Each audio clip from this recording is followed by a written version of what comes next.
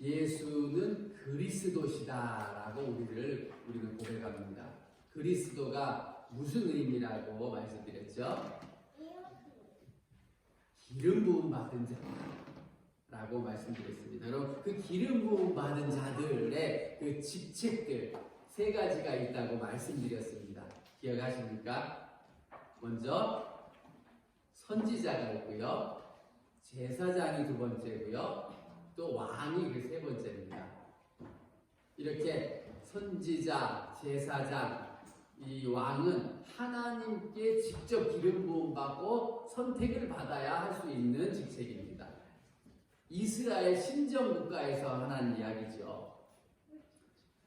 지난주에는 선지자 되신 예수님, 이 땅의 선지자가 불완전하기에 우리의 구원을 위해서, 하나님 나라를 위해서 이 땅에 오신 예수님이 선지자의 사명을 완수하셨다라는 그 말씀 살펴봤습니다. 선지자의 가장 중요한 임무가 뭐라고 말씀드렸죠?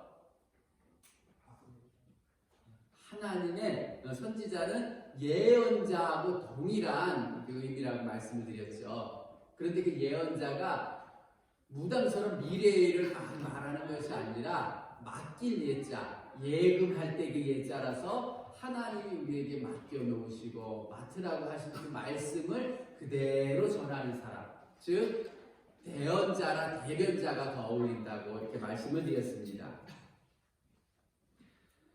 그렇기 때문에 선지자는 하나님의 말씀을 바르게 전해야 합니다. 그렇다면 사람의 그 일을 감당해도 잘할 것 같은데 왜 예수님께서 오셨다고 말씀드렸죠? 일주일이 지나니까 가물가물하시죠?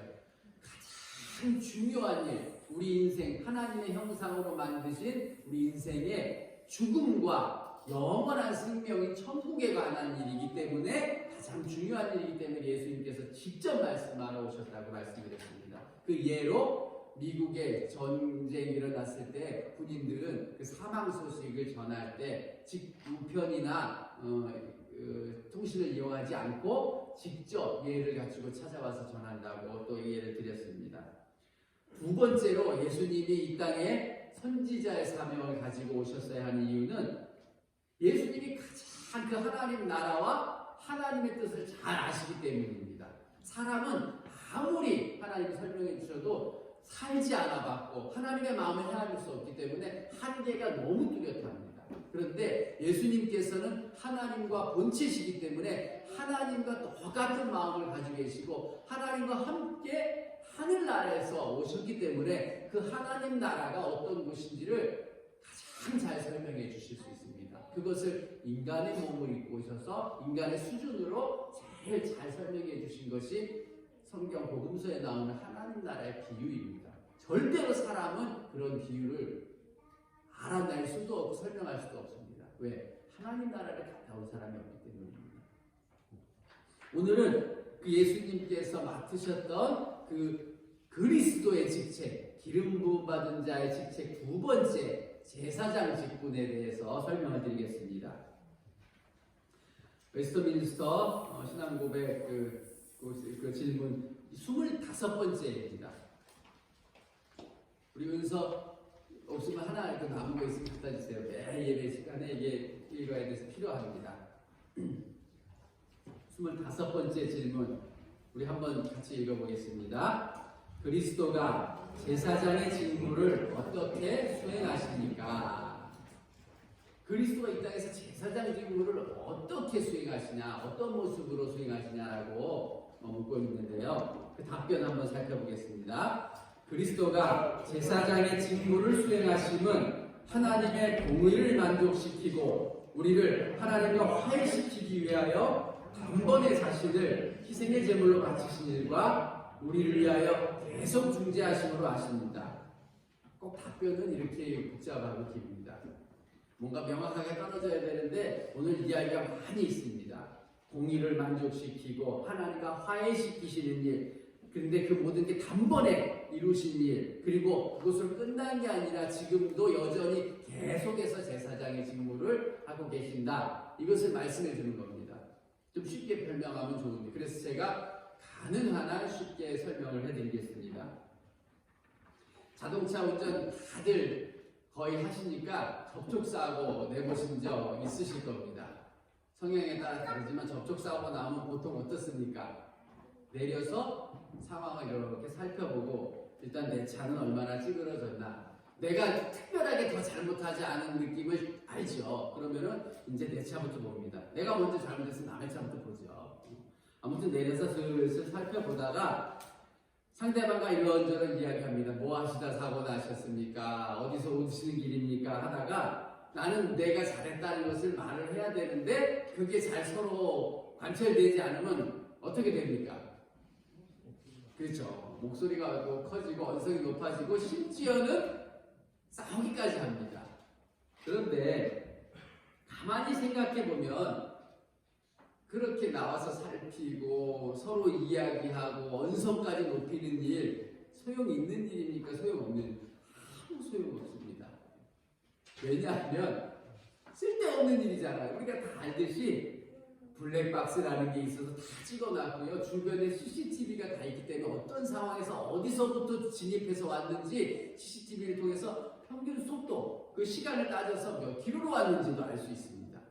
그리고 더 중요한 건 그 모든 게 있다고 해도 우리끼리 잘했네, 잘못했네 할 것이 아니라 그 교통법규에 따라서 보험회사 그 관련 법에 따라서 직원들끼리 알아서 처리합니다. 우리가 뭘 한다고 되는 게 아닙니다.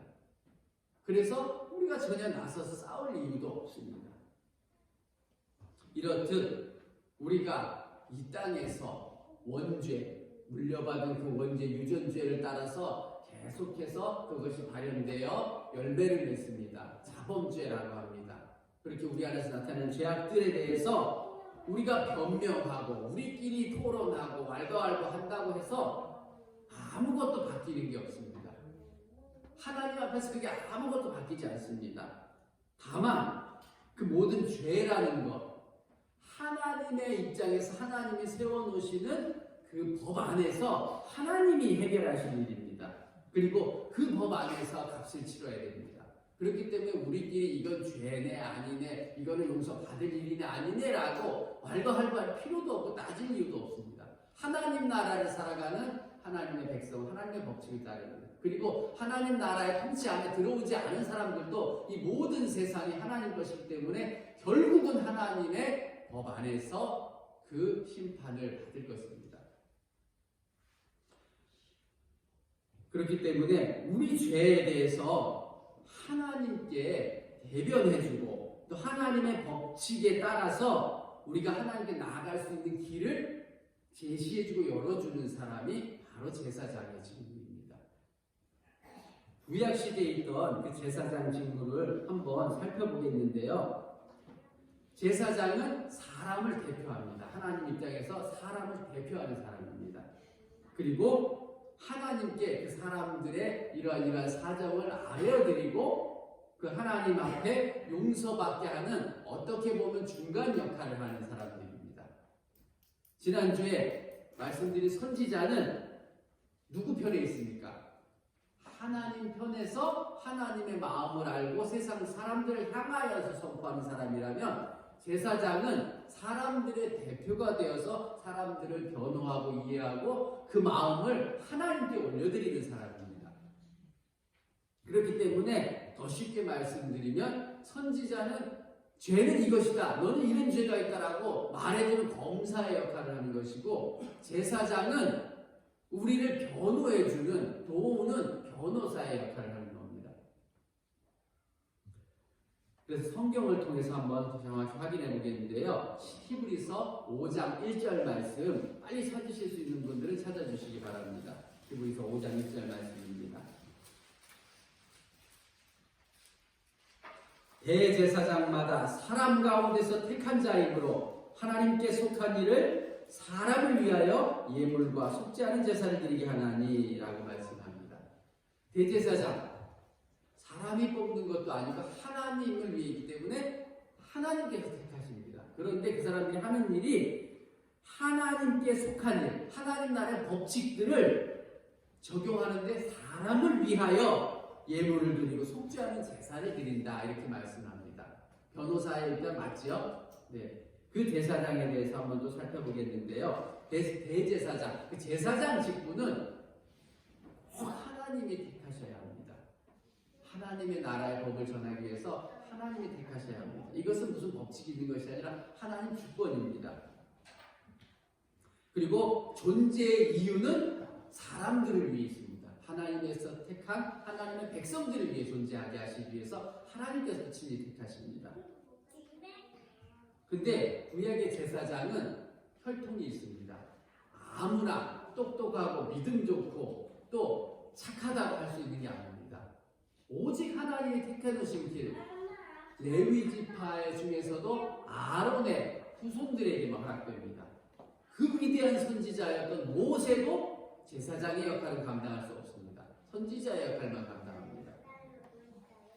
그렇기 때문에 이 조건은 자격이 아니라 하나님의 온전한 선택입니다. 근데 이게 불만을 살 수도 있고 사람이 욕심을 낼 수도 있습니다.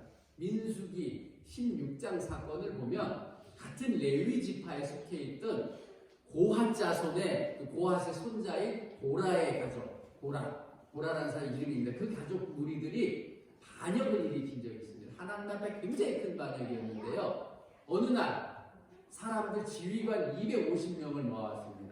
200만이 넘는 이스라엘 그 사람들에서 250명의 지휘관이라면 얼마나 높은 사람인지 우리가 대략 짐작이 갈 것입니다.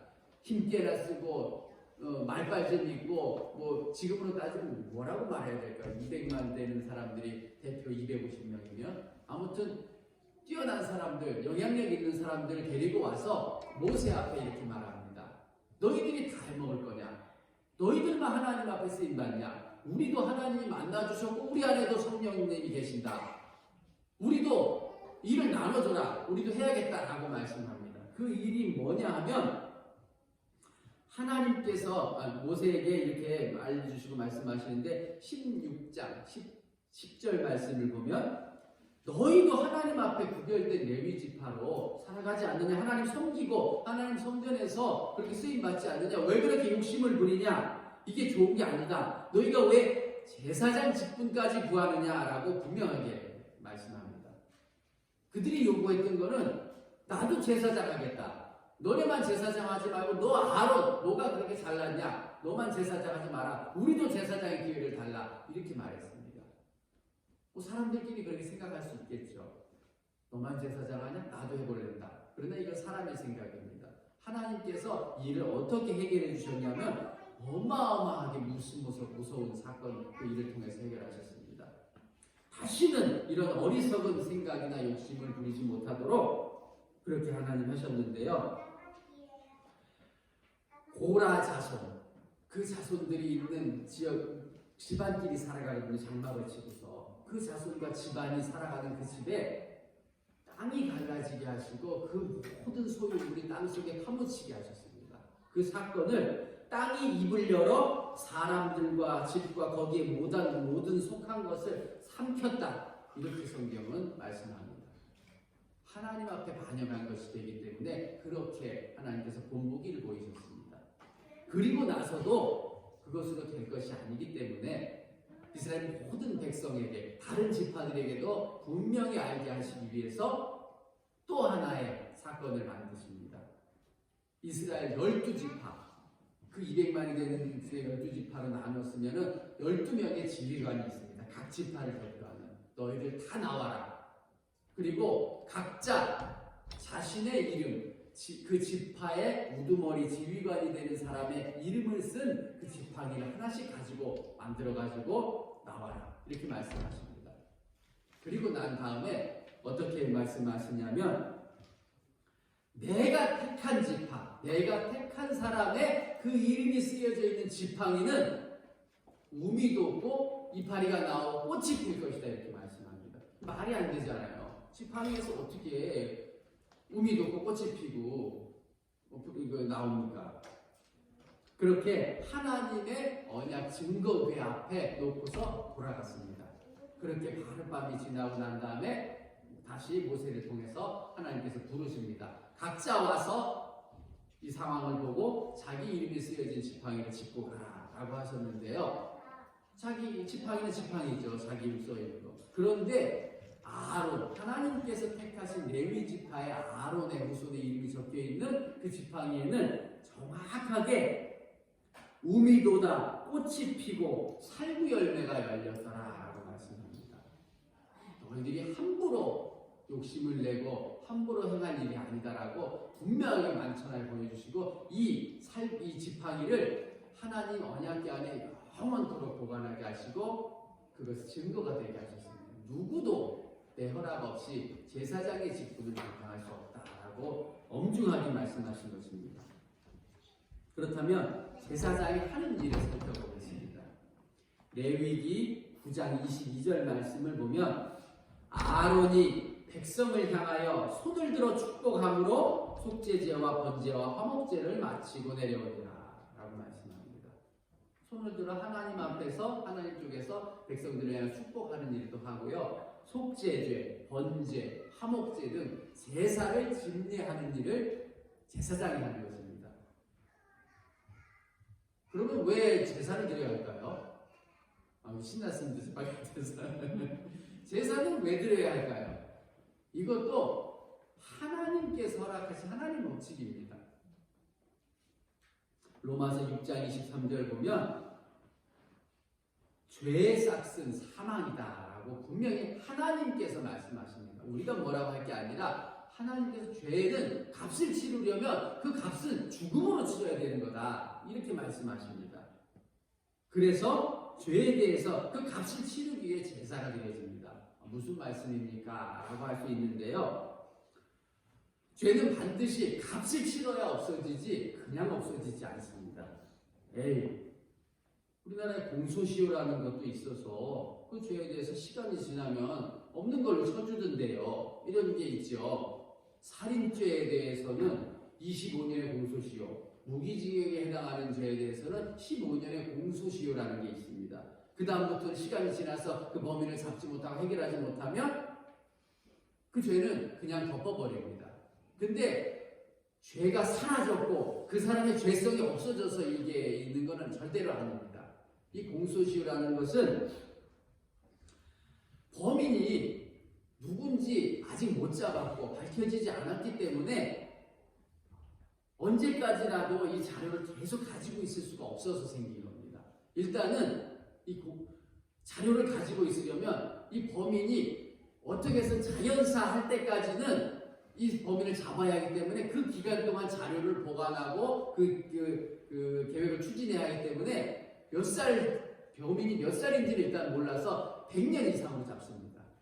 그러면은 100년 동안 자료도 보관해야 되고 그 일을 계속 생각해야 되고 하기 때문에 그 기록에 대한 한두 끝도 없는 그 장소 대여료도 있고 물리적이고 인건비가 낭비되기 때문에 그런 차원에서 공소시효를 만들어서 시행하는 거지 사람의 죄가 자연적으로 없어지거나 죄 값을 치르지 않아도 돼서 공소시효를 만든 게 아닙니다. 그렇기 때문에 하나님 나라에서는 공소시효라는 게 없습니다. 죄는 값을 분명히 치러야 그 사람도 자유롭게 됩니다. 죄에 대해서. 우리나라에도 그리고 공소시효가 적용되지 않는 죄가 이제 생겼습니다. 살인죄라든지 아동성범죄는 공소시효가 없습니다. 끝까지 추적합니다. 죄는 결코 사라지지 않습니다. 없어지지 않습니다. 메가더 장군이 한 유명한 말이 있습니다. 노병은 죽지 않는다. 다만 사라질 뿐이다. 이렇게 말씀을 한 적이 있는데 이 이야기가 어디서 나왔냐면 메가더 장군이 압록강 주변에 원자폭탄을 투하하려고 그렇게 계획을 했습니다. 그랬더니 너무 큰 피해가 나고 그렇게 해서 당시 중공이었던 그 사람들이 그렇게 무찌르고 나면은 이거는 걷잡을 수 없는 3차 대전이 무조건 일어난다. 그래서 억지로 미국 대통령이 메가더를 해임시켰습니다. 그 과정에서 메가더 장군이 나를 이렇게 해임한다고 나를 이 자리에서 뺀다고 내가 죽는 게 아니다. 내 정신과 내 군인 정신과 내 영향을 받은 사람들은 아직 살아서 그대로 있다. 이런 의미에서 노병은 죽지 않는다. 다만 사라질 뿐이다. 이렇게 말한 겁니다. 죽지 않은 거죠. 이것처럼 우리 죄도 결코 죽지 않습니다.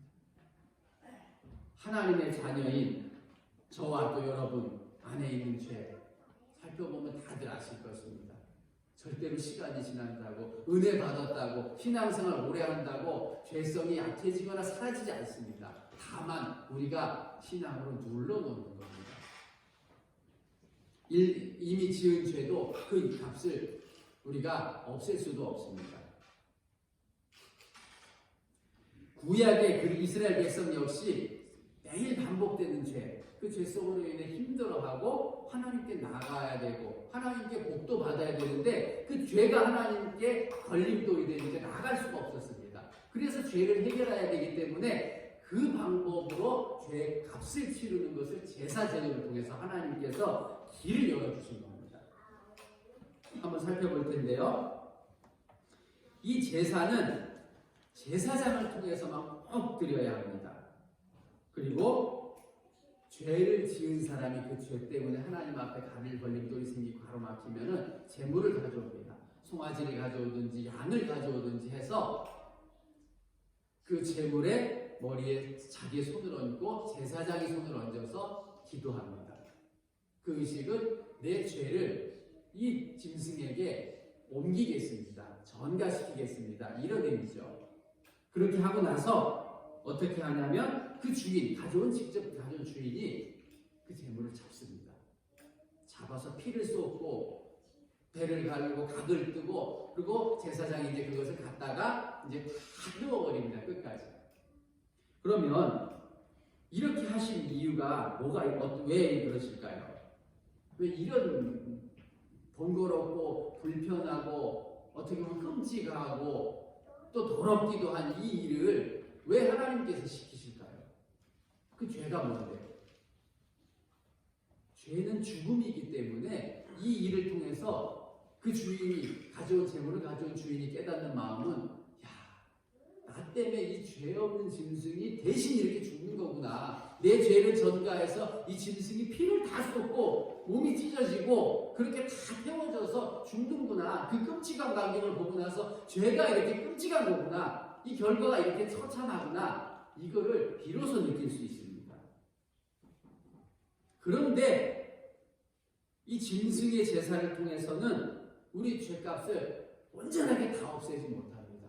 또 며칠 있다 또 죄를 져서 하나님 앞에 나가지 못할 죄를 지으면 또 가져와서 또 이 일을 번복해야 합니다. 죽는 날까지 계속 반복해야 합니다.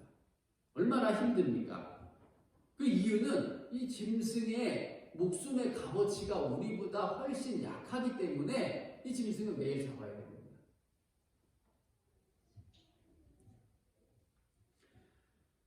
그러나 오늘 질문을 보면 질문에 대한 답변이 어디 나왔죠? 그리스도가 제사장의 직무를 수행하시면 하나님의 공의를 만족시킨다라고 했는데요. 이것을 통해서 하나님 나라의 법, 죄는 죽어야 되는 것이다. 그러나 누군가 대신 죽으면 그것을 내가 눈감아주겠다, 덮어주겠다라는 하나님의 공의, 법이 실현되기 위해서 이 불편한 제도를 하나님께서 우리에게 열어주신 것입니다. 하나님께서 진짜 입이 있고 맛을 느끼셔서 이것을 드시는 것도 아니고 이 짐승 잡아서 하나님께 무슨 이익이 있겠습니까? 우리를 위해서 너희 죄가 이렇게 끔찍한 것이다. 너희가 내 앞에 나올 수 있는 일은 결국에는 내 아들 예수 그리스도를 통해서밖에 나올 수 없다라는 것을 알려주시기 이 제사 제도를 통해서 구약에서부터 알려주신 것입니다. 그렇게 우리 예수님께서는 우리를 대신하는 대제사장이 되셨고 그리고 제물도 되셨습니다. 성경은 이 예수님의 십자가 사건을 이렇게 평가합니다. 히브리서 오늘 말씀 9장 보면 12절 말씀 한번 살펴보겠습니다. 히브리서 9장 12절 말씀입니다. 염소와 송아지의 피로 하지 아니하고 오직 자기의 피로 영원한 속죄를 이루사 단번에 성소에 들어가셨느니라 라고 말씀합니다. 예수님 당신께서 제물이 되어서 우리 대신 죽어주시는 제사의 제물이 되어주셨는데 계속 드려야 되는 것도 아니고 단번에 영원한 속죄를 이뤘다 이렇게 말씀합니다.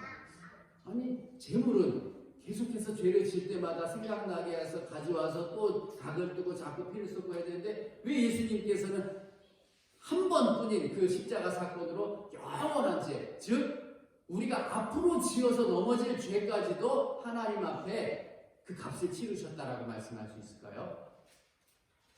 네, 맞습니다.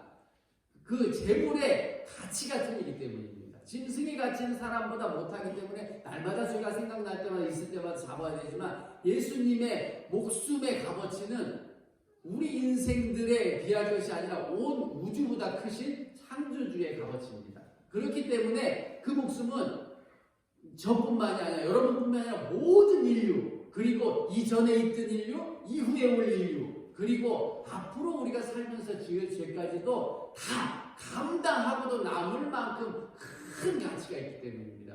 쉽게 말해서 몇 천억을 갚아준 겁니다. 우리의 빚을. 네가 앞으로 빚을 지든 뭐하든 그 안에서 다 해결되니까 내가 몇 천억 갚아놨다 이겁니다. 그렇게 우리를 위해서 예수님께서는 단번에 영원한 제사를 지어주셨다라고 말씀합니다. 그리고 하나님과 화해하게 하신다라는 의미는 그 죄 때문에 가로막혀있던 우리가 하나님 앞에 나아갈 수 있도록 허락하신다는 겁니다. 우리가 감히 이렇게 뻔뻔하게 하나님 앞에 나와 예배드리고 또 은혜 달라고 구할 수 있는 것은 우리의 자격이 아니라 온전히 이렇게 한 번에 영원한 제사를 허락해 주신 예수님의 은혜인 줄 믿으시기 바랍니다. 이렇게 십자가로 단번에 영원한 제사를 드려주셨습니다. 그러면 마지막, 예수님은 지금 뭘 하고 계실까요? 다 이루셨습니다. 이미 우리의 죄, 앞으로 지을 죄까지 그 몸에 제물이 되셔서 십자가의 제사로 다 이루셨습니다. 그럼 뭐 하고 계실까요? 오늘 답변을 다시 한번 살펴보면 마지막으로 우리를 위하여 계속 중재하심으로 일하십니다라고 말씀합니다. 우리를 위해서 계속 중재하신다. 우리를 위해서 계속 기도하고 하나님께 변호하고 계신다는 말씀입니다. 왜 그럴까요? 우리 하나님의 자녀이면서도 아직도 욕심 가운데 살고 아직도 죄 가운데 살고 아직도 내가 내 모습을 봐도 싫을 때가 있습니다. 우리를 마귀는 날마다 우리에게 다가와 속삭이고 참소합니다. 야, 너 목사 맞냐? 너 그러고도 목사냐? 그런 생각하고 그런 말하고 그런 행동하면서 또 어떻게 목사라고 그러냐? 이렇게 계속 참소합니다. 우리 각자 가운데서도 야, 너 하나님의 자녀 맞냐? 하나님의 자녀인데 왜 그거밖에 못하냐? 너 아니야. 하나님도 너 포기하실 거야. 이제는 너한테 지겨워서 지치셨을 거야. 마귀는 계속 우리에게 이렇게 참소하고 그 마음을 들게 합니다. 그러다 보면 우리도 스스로 그럴 수도 있겠다. 하나님도 나를 포기할 수 있겠다라고 그렇게 자연스럽게 하나님과 멀어질 수 있습니다. 그런 경험 하신 분들도 있을 것입니다. 그러나 우리를 위해서 계속 변호하시고 중재하신다는 그 예수님은 그렇게 마귀가 참소할 때마다 아버지께 이렇게 구합니다. 아버지, 그들의 모습과 부족한 모습, 그들의 죄를 직접 보시 마시고 나를 통해서, 나의 십자가를 통해서 그들을 봐주십시오라고 말씀드리는 겁니다. 그렇기 때문에 우리가 뻔뻔하게 이 자리에서도 하나님 앞에 나와 예배드리고 감히 더 받을 것 없지만 하나님께 은혜도 구하고 복 달라고 구하는 것입니다. 모든 것이 우리 예수님의 은혜입니다.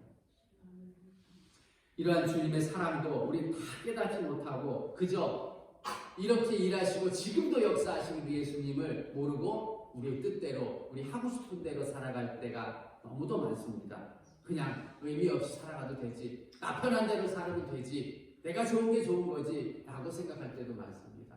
그러나 그렇지 않습니다. 우리 주님께서는 지금도 우리에게 기대하고 계시고 기다리고 계십니다. 로마서 8장에 나오는 말씀입니다. 누가 정죄하리요? 다시 살아나신 이는 그리스도 예수시니 그는 하나님 우편에 계신 자여 우리를 위하여 간구하시는 자시라. 누가 우리를 그리스도의 사랑에서 끊으리요? 우리를 주 예수 그리스도 안에 있는 하나님의 사랑에서 결코 끊을 수 없느니라 라고 말씀합니다. 우리가 잘나서 착해서 쓸모 있어서가 아니라 예수님의 그 사랑과 아직도 우리를 위하여서 변화하기 위해서 끊임없고 포기하지 않으신 그 사랑 때문에 우리가 하나님의 사랑에서 끊어지지 않고 아직도 붙들려 있는 것인 줄 믿으시기 바랍니다. 이 사실을 날마다 한시도 잊지 말고 나가야 자존감 있게 하나님의 뜻을 이루며 살아갈 수 있습니다. 말씀을 맺겠습니다. 우리는 이 땅에 왜 남겨졌습니까? 이 제사장 직분은 우리와 무슨 상관이 있습니까? 예수님께서 하셨는데 나는 제사장 족보도 아닌데 무슨 상관이 있습니까? 우리를 제사장 나라로 부르셨다고 말씀합니다. 이스라엘 전체 백성을 하나님께서 택하셨을 때 출애굽기 19장 6절의 말씀에 너희가 내게 대하여 제사장 나라가 되며 거룩한 백성이 되리라 라고 말씀합니다. 이 말을 이스라엘 백성 모두에게 전해라 이렇게 말씀합니다. 제사장 나라가 뭡니까? 하나님 앞에 먼저 선택받고 먼저 쓰임받으며 그렇게 본이 되어서 많은 사람들을 하나님께로 인도하는 역할을 했듯이 그 나라를 통해서 저 나라도 하나님께 붙들리니까 저렇게 복받고 잘 사는구나 라고 다른 나라들로 하여금 이스라엘을 보고 하나님께 나아올 수 있게 하는 존재입니다. 우리도 왜 하나님이 택하셔서 이곳에 남겨놓으셨습니까? 잘나서 아닙니다. 세상 사람보다 똑똑해서 아닙니다. 단지 택하신 은혜와 사랑 때문에 저 사람 잘난 것도 없는데 나보다 잘한 거 없는데 하나님이 택하시니까 잘되고 행복하고 또 영원한 하나님 나라까지 약속되어 사는구나 라는 거 알게 해서 우리를 통해서 하나님께 나오게 하시는 제사장 나라 되기 위해서 우리를 택하신 겁니다.